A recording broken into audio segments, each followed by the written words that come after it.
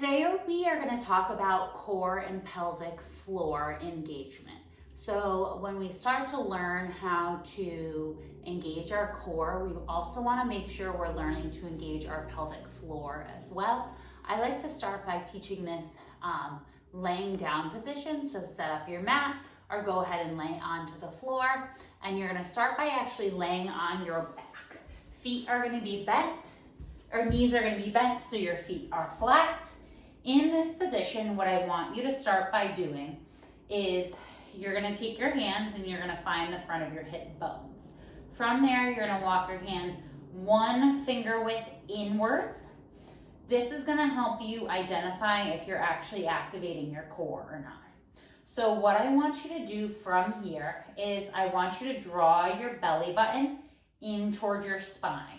That's as if you're bracing your core to be punched in the stomach.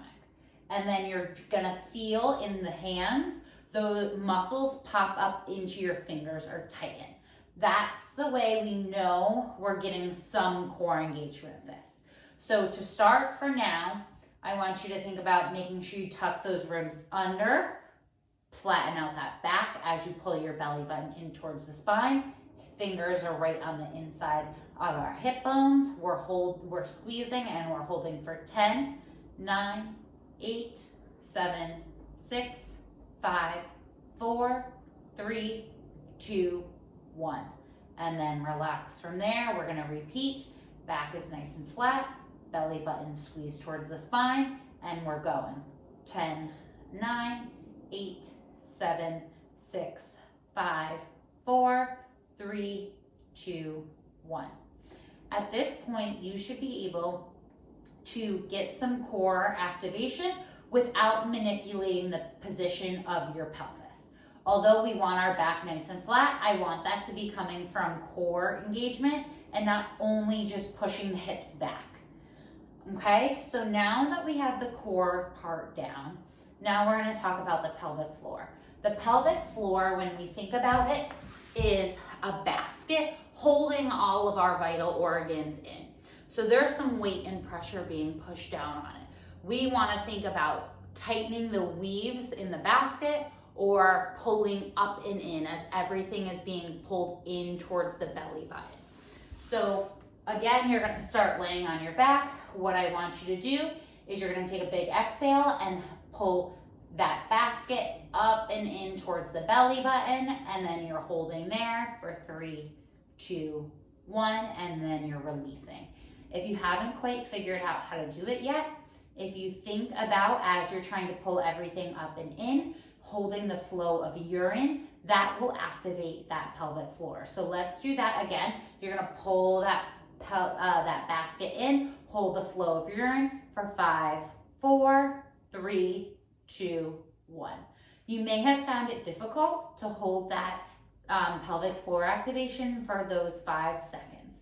This is something that you can work on incorporating and holding for longer periods of time on your own anytime you think about it throughout the day. I want you to do 2 more of the pelvic floor, 5-second holds, and then we're going to bring everything in together. So go ahead and pull up and in. You're holding 5, 4, 3, 2, 1. Rest. And then again, pull up and in. 5, 4, 3, 2, 1, and rest. So now we've done the core and we've done the pelvic floor. Now we want them to be working together. So again, if it's helpful for you, take your hands, feel the front of the hip bones, walk the hands just inwards to feel that muscle pop into your hand as you do that core activation. So what you are gonna do at the same time, you're gonna start by squeezing the belly button towards your spine. Now pull that pelvic floor up and in, or hold the flow of urine for 5, 4, 3, 2, 1, relax. You wanna be breathing throughout this, especially with the holds. I don't want you to hold your breath the entire time you're doing it, or shrug or activate the upper part of your body. You want to keep the shoulders relaxed away from your ears. And if the hold is a little bit too long for right now, what you can also incorporate is a squeeze, an exhale, a release, and an inhale. a squeeze and exhale, a release and an inhale. I would recommend practicing these. These will be then incorporated into other exercises you do. For example, I'm gonna do the pelvic floor, pulling up and in, activating my abdominals, and then I'm gonna push up into a bridge. And then I'm gonna tap back down from there. This can be incorporated into any exercise you do that uses your lower body and or your core. And it'll be important that you're able to add it in to different positions over time. So being able to do that core and pelvic floor activation in seated, in standing, while bending over to pick something up from the floor.